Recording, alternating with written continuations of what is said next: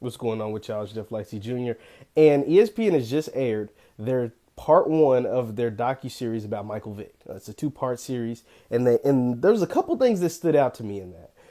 The first one that I noticed was Bobby Bowden's comments after he played Vick in the national championship game. He said in about 10 years, this was in 2000, I want to say, he said in about 10 years, we're going to have a million Michael Vicks running around. Now, it wasn't 10 years, but the NFL is full of Michael Vicks. College football is breeding them. And now the NFL is literally carbon copies of what Michael Vick was doing in 2000 to now. And essentially what it is that the players have become smarter and they're putting in harder work ethic. I mean, Lamar Jackson, Russell Wilson, Patrick Mahomes, Deshaun Watson, like all of these guys are just carbon copies of Michael Vick with better arms and more accurate passers. So that was the first thing that stood out. But the second thing and the more important thing that stood out to me about that documentary, about part one, was how influential the people Michael Vick kept around him was to his downfall, right? Like Michael Vick was the $100 million man in Atlanta. Arthur Blank writes him a check for $100 million to make him the franchise quarterback moving forward. He was every kid's favorite player. I mean, I know I grew up in the Vick era. We loved us some Michael Vick, but it was the company that he kept is what eventually led to his downfall and sent him to jail. And I compare this a lot to Antonio Brown. So when I made the video about Antonio Brown saying that, he's embarrassing his family and that he needs better friends, I got a lot of backlash for that. A lot of people got on me because they were like, you don't know AB and he's a grown man. And what do you mean his friends? He needs better friends.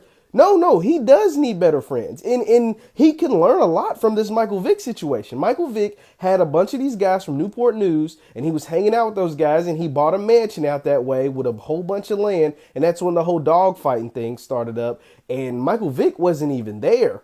Oh, he was there a lot, but when everything went down, they were searching his house, and it was because of a lot of those dudes. Michael Vick was still in the NFL, so he couldn't even been there the majority of the time. But it was the company that he kept that led to him, because he was the owner of the property that found all these dead dogs and all this dog fighting ring and stuff went down in.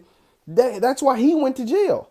And so you look at Antonio Brown, and he's out here doing all this craziness. Now, you can blame it on CTE. You can blame it on a lot of things, which probably plays a part in that.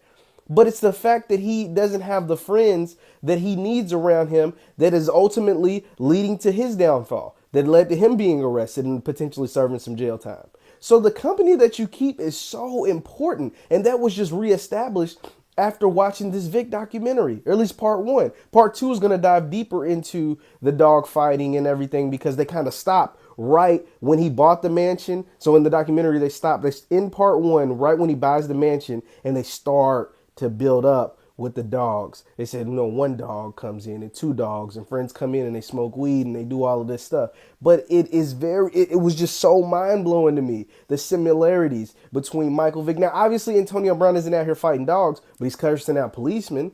He's attacking U-Haul drivers, delivery truck drivers. You know what I mean? Like, he's doing little bitty crazy things that could potentially send him to jail for a very, very long time. And part of that, he's doing it with his trainer. It's part of that is because of the people that he's keeping around him. And that is the same thing now that led to the downfall of Michael Vick. Now, we've seen these episodes a million times, but it was just, that's all that kept ringing through my mind when I was watching this Michael Vick documentary. And it's just like, wow, like I'm really watching the same thing happen to a superstar. You got to think, at the time Vick was arrested, he was a superstar in the NFL. Antonio Brown last year was a superstar in the NFL, and it's like a carbon copy, the same thing. So hopefully it doesn't take significant jail time for Antonio Brown to realize, I got to switch this up. I got to change something.